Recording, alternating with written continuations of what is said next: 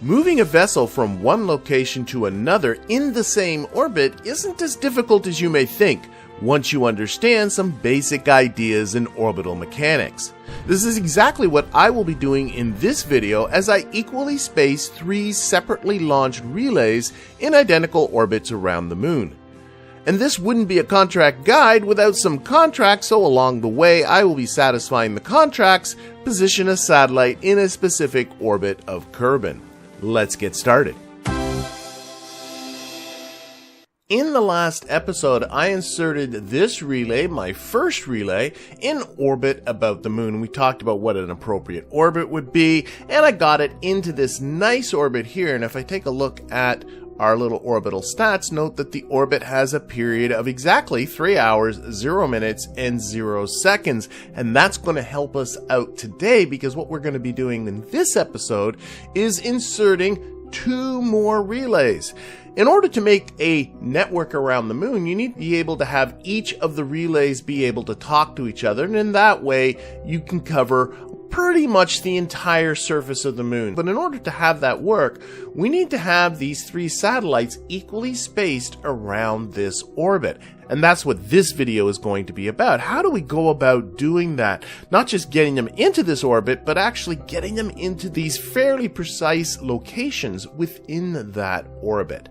I am going to take advantage as well of some contracts. I do have 2 more of these position a satellite in a specific orbit of Kerbal contracts. If you like, you can completely ignore that part of it and simply go straight for the moon with the relay, but I like to tag on some contracts along the way.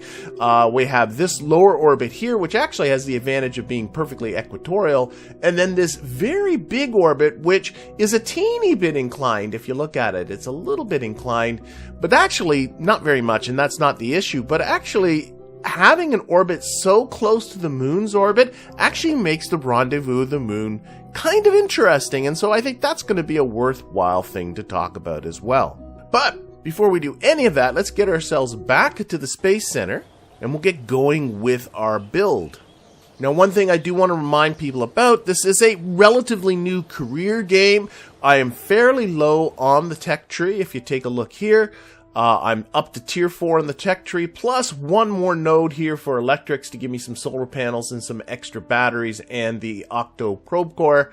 I do have the science to unlock some more, but I'm not going to. I'm going to kind of keep the tech to a minimum so that if you're doing this build, you don't have to be that far in the tech tree to get it. Next week, we're going to look at how to launch 3 satellites all at the same time to form relays around Minmus, and I'll unlock some more nodes at that time. But for now, I'm going to keep my tech level at exactly the same place as where it was last week. And speaking of tech level, I do have, if you're following along in your own career, a tier 2 tracking station, tier 2 VAB, tier 2 mission control, and tier 2 launch complex, and a tier 2 astronaut complex. So if you want to follow along, make sure you're at least at that level in your own career. And with that, let's get into the vehicle assembly building. And this right here is the rocket we made last episode. And if you want the build, you're going to have to go to the last episode about it, because I'm going to largely do the same thing once again. When I worked out the Delta V budget to get into those orbits that you saw just a moment ago, and then get ourselves into the appropriate orbit in the moon, they turned out to be all remarkably similar to the budget for this one. This one, if I switch it over to a vacuum, has a budget of 5,738 meters per second, and that's going to do us comfortably, so I'm not going to really change too much. But there is something I do have to change. If I go over to contracts and I take a look at the 2 position a satellite in a specific orbit about Kerbal, both of them require the SC-9001 Science Junior on the satellite. Same with this one, this equatorial one. If I go down, SC-9001 Science Junior. I will also mention there's another contract I'm going to be doing. I do have a contract to test the swivel engine while landed on Kerbal. All I have to do is ignite the engine. I mean, we're going to be doing that anyway. That one's for free, so I tagged that one along. But we don't need to spend too much time talking about it. But I do need to talk about the Science Junior. The previous contract I did if I open this up, this one here required the mystery goo. You can take that out, and what we need to do is replace this with the SC-9001 Science Junior. The problem is this second part is quite a bit heavier than the old mystery goo I just pulled out, and if we take a look, we took a bit of a hit on the delta V front. And if I switch this over to sea level and take a look at the launch thrust to weight ratio, I took a hit there as well. Now, to be honest, this actually still is kind of within the budget that I had set off, but it is a little closer to the line. And this being a tutorial, I thought, you know what, although I should be able to do this with the rocket that you see here, I want to make this a little bit more comfortable for people, so we're going to add on a little bit more oomph. Now, rather than adding on that oomph at the top, I'm going to add it down here at the bottom. We're going to remove these for now, and I'm simply going to add on a TT-38K radial decoupler. In fact, I'm going to add on 2 of them. I'm going to grab 2 of these FL-T400 fuel tanks, and then under that, I'm going to put 2 more under these, another swivel engine, so there'll be plenty of control, and then on top of that will be some aerodynamic nose cones. So basically, that's going to be my rocket right there. Well, not quite. There is a couple of issues that have come into play with this. Although the delta V, you can see, is actually quite high, I have a very high thrust to weight ratio at launch. Well, that's not going to be a problem. All I have to do is turn this down like this, and we can get our launch thrust to weight. Oops, I need to put this on sea level, of course. Launch thrust to weight. There, 1.32, that's good. But if we look at that, by the time these engines are burned out and detached, my thrust to weight of this central core is actually down to 1.2, oh wait, that's not in a vacuum, 1.64. And as this is going to be higher in the ascent, I would like this to have actually a higher thrust to weight ratio. So how am I going to accomplish that? Well, I could make this core stage lighter, but instead of doing that, what I'm going to do is actually throw all of these on at the same time. So now my thrust to weight on the second stage is up around 2. Well, that's great. That's kind of like what I want to see. But my launch thrust to weight is now again through the roof. Now, I don't want to mess with this one just yet. Let's turn these outside ones down again to get in that launch thrust to weight down to into the 1.3 something range. 1.36, that's pretty good. Okay, but now look at my core thrust to weight. It is 2.31. That's very, very high.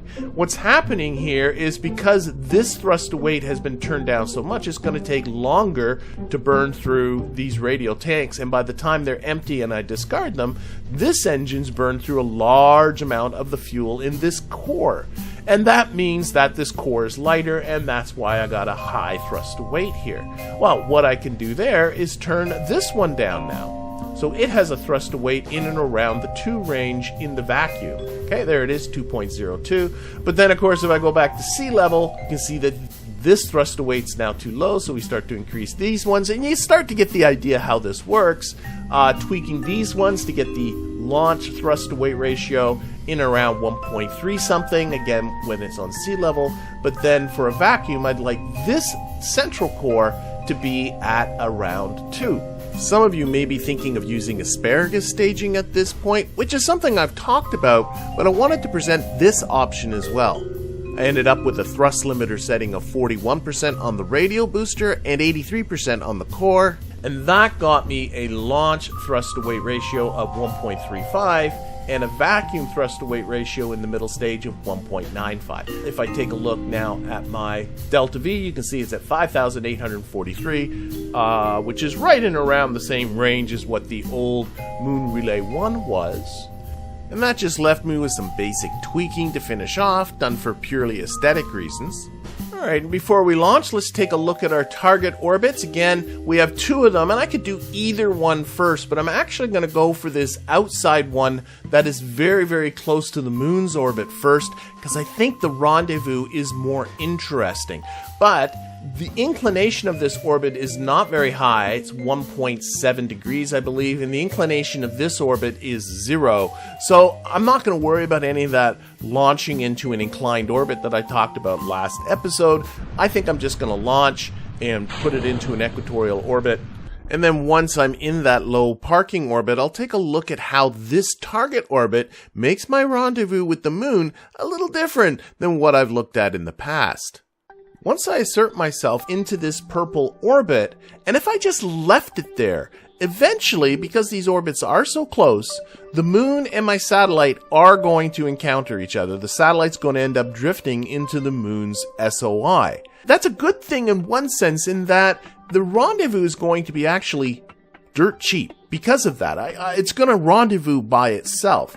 However, the key word there was the word eventually.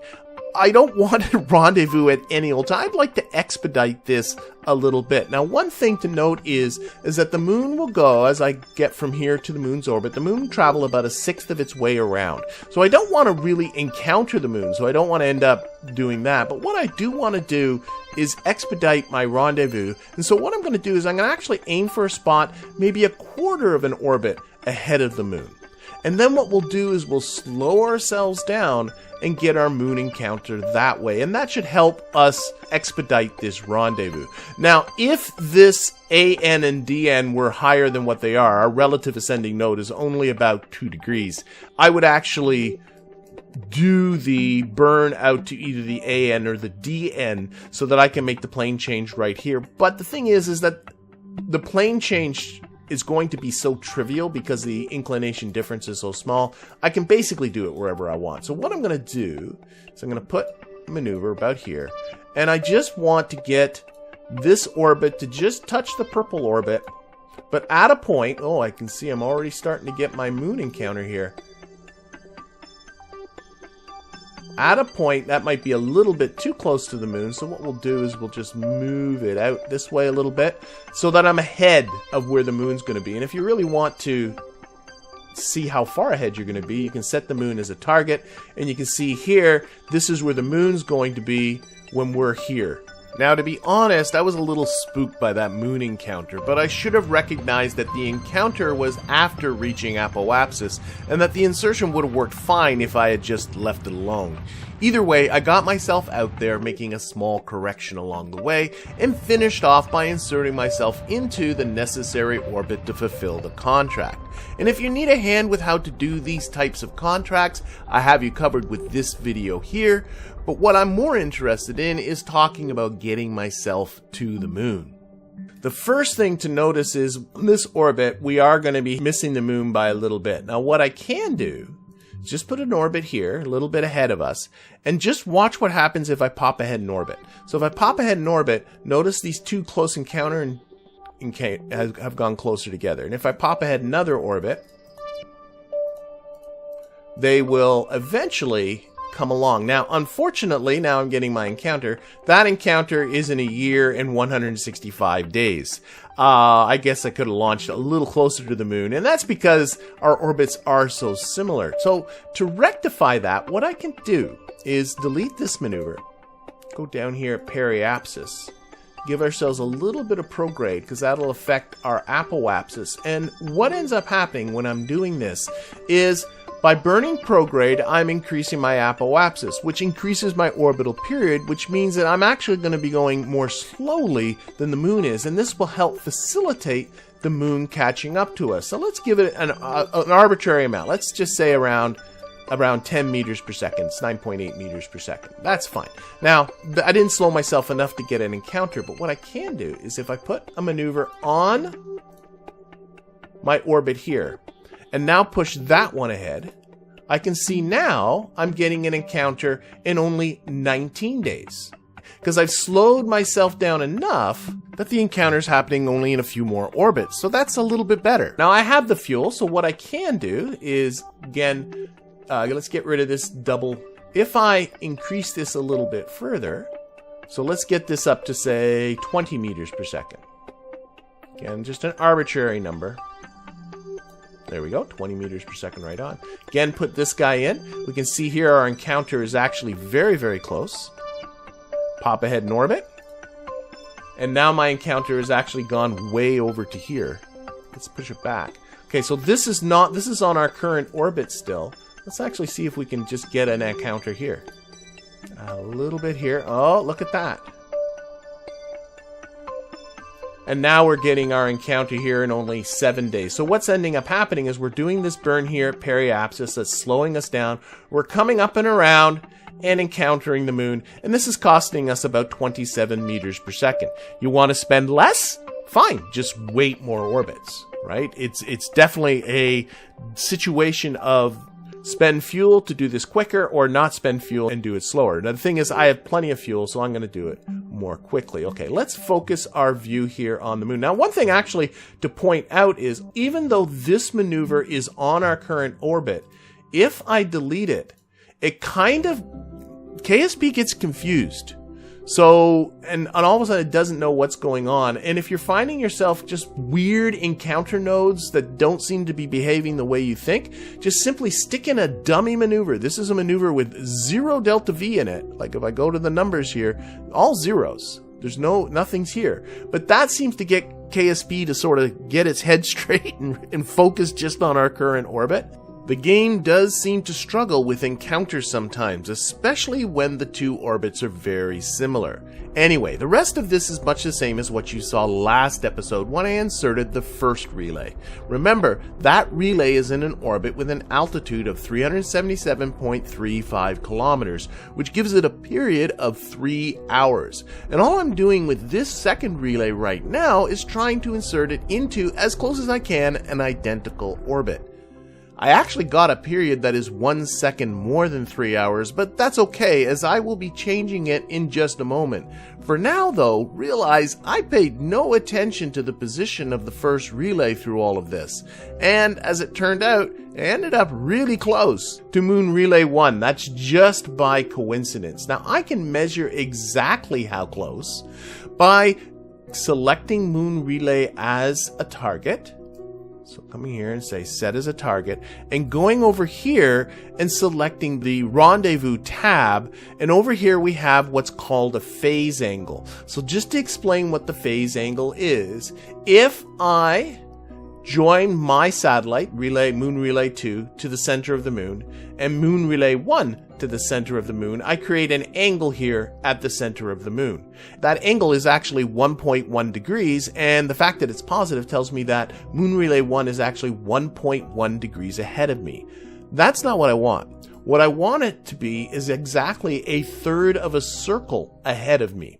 And a third of a circle of course is 360 degrees, so a third of a circle would be 120 degrees. So I want this phase angle to be 120 degrees. So how do I accomplish that? Well, I accomplish that by slowing myself down and letting Moon Relay 1 get further ahead of me. Specifically, I want it an extra 119, well actually if I go to the decimals, 118.9 degrees further ahead of me. I can work out how much longer my orbit has to be.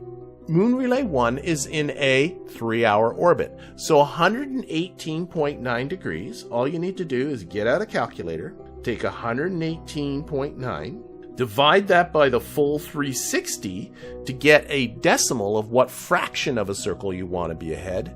How much time does that represent? Well, if I multiply that simply by 3 hours, I will get an amount of time in hours. If I multiply that by 60, and by 60 again, I will have an amount of time I want it to be ahead of me in seconds. And what I'm getting is 3,567 seconds. So I would like my period to be 3,567 seconds more than 3 hours. Let's figure out what that would be in minutes and seconds. All I have to do is divide that by 60 again to get 59.45 minutes. The 0.45 is a fraction of a minute. To get that fraction in seconds, multiply by 60 to get 27 seconds. So I would like my period to be 59 minutes and 27 seconds longer than 3 hours. Well, that's easy to accomplish. All I have to do is go to my satellite, put a maneuver here somewhere, add a maneuver, add a little, let's put it as close as I can to it, let's say about a minute ahead. There we go. Maybe a little further, because this will give me time to have to talk about it. And I'm going to add prograde to this.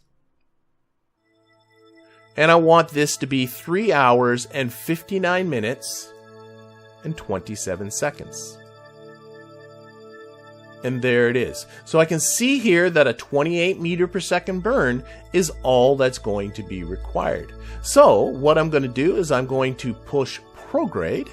And to be honest, now that I got an idea of what the magnitude of this burn is going to be, that it's not going to be this bad, all I got to do is put myself in a prograde direction and just burn until my period is 3 hours, 59 minutes, and 27 seconds. And again, as you close in on this, take this thrust limiter and put it down to 0.5, as slow as you can get it. There we go. 3 hours, 59 minutes, and 27 seconds. All that's left to do now is to ride this around another orbit and see how we do. And if you watch the phase angle as you do this, you will notice that it will climb past our target of 120 degrees and then start to come back down again. And that's because our orbit is elliptical, and although we are going slower than our target out near apoapsis, we're actually going faster as we close in on periapsis again. But don't worry, it'll all work out. So we get close to periapsis. Let's slow her down. And you can see here, let's actually stop. We're a few minutes from periapsis. I don't want to get too close. But you can see here our phase angle now is 120.4 degrees. So we are getting ourselves pretty close to being in the right position. Of course, now that we're in the right position, what I need to do is bring this apoapsis down so that my period is back to being only 3 hours right on the button. And there we go, 3 hours, 0 minutes, and 0 seconds. And if I look at my rendezvous tab, the approach information, 119.9 degrees phase angle, just about perfect. All right, let's get up that final relay. As mentioned, Moon Relay 3 is an identical craft to Moon Relay 2. The only thing that is different about this mission is that the position a satellite contract is for a lower equatorial orbit, which is much more straightforward than the contract I completed previously. Once again, if you want, you can forgo these contracts entirely and just head straight to the moon. The insertion around the moon is the same as before. Once again, I'm going for an equatorial orbit with a period of roughly 3 hours. Some of you may be realizing that rather than capturing into a circular orbit only to change it again, it would be more efficient to note the phase angle as you approach your closest approach and then capture straight into an elliptical orbit with the appropriate period. That is certainly true, and you're free to do that in your own game, but capturing into a circular orbit gives me a nice, stable phase angle, which makes it easier to explain what's going on for the purposes of this tutorial. And this rocket has plenty of fuel anyway. Alright, there is our circular orbit with a period of just over 3 hours. So let's take a look at what our situation is here. So we can see here's our, let's take off all the communication lines because they're just confusing the situation. There's the one I just put in, Moon Relay 3. Right here is Moon Relay 1, and over here is Moon Relay 2. And you can see that we want to end up being in this position over here. So 120 degrees ahead of Moon Relay 1. Now, we can again, let's select Moon Relay 1, our closest one, as our target. And once again, we're going to take a look at our phase angle of 19.2 degrees. Notice that it's a negative number, and that's because Moon Relay 1 is behind us in our orbit. Once again, we want this to be, well, now negative 120 degrees, and that would put us 120 degrees behind us, which would put it a third of an orbit. So, doing the same calculation as before, we take our current phase angle of 19.2 degrees away from our target phase angle of 120. To get that, we need to move ahead another 100.8 degrees. Dividing that by 360 degrees gets what fraction of an orbit we need to move ahead, and multiplying that by our 3-hour orbital period gets 50 minutes and 24 seconds. But the thing to notice here is we actually want to speed ourselves up, not slow ourselves down. We want to be further ahead of Moon Relay 1, so that means we need to reduce our orbital period by 50 minutes and 24 seconds. As such, we want a period of 2 hours, 9 minutes, and 36 seconds. Well, in order to decrease our period, we need to speed up. And in order to speed up, because of the unintuitive way in which orbital mechanics works, we need to burn in a retrograde direction. 1 and 2. There we go. And you may have noticed I was just burning prograde there, and that's because I overcooked it. But as you can see here, with its lower orbit, Moon Relay 3 will now zip around the moon more quickly than the other relays. I'll also mention here that if you want to save some more fuel, you can reduce your period by half this amount and then just go around twice, or reduce it by a third and go around 3 times. So you can do this pretty cheaply if you need to. I'm also going to mention that, although you'll find these satellite positions are pretty stable, over a period of a game year or 2, you'll likely notice some drift. You can reposition the satellites using the exact skills presented here, or if you are comfortable with it, you can edit the persistent file in the save folder so that each satellite has an identical semi-major axis, that's SMA, of 577,350, and they will never drift again. But as our final relay approaches its position, why don't I take this opportunity to go over the main takeaways from this episode? Though unrelated to relays, I did look at how to manipulate the engine thrust limiters if you choose to fire all the engines at the same time during a launch to give you appropriate TWRs for each of your stages. I also looked at how to manipulate an encounter with the moon when you happen to be in an orbit very similar to the moon's orbit. But the main topic was how to manipulate orbital periods to position your relays where you want them. This is done by determining the difference between your current and desired phase angles with the target, and then calculating the necessary orbital period to get that phase angle where you want it to be. But as I return Moon Relay 3 to its 3-hour period, how did our phase angle turn out? Oh my goodness, negative 120.0 degrees. So if we take a look now, all of these satellites will be in communication with each other all of the time, and any other satellite within here or sitting on the surface of the moon will also be able to communicate with at least one of these satellites, and consequently will be able to communicate with the KSC. Now, we are not done with relays yet. Make sure to join me next week for the final episode of this little relay trilogy as I look at how to accomplish the same as this, but in only a single launch. I hope to see you then.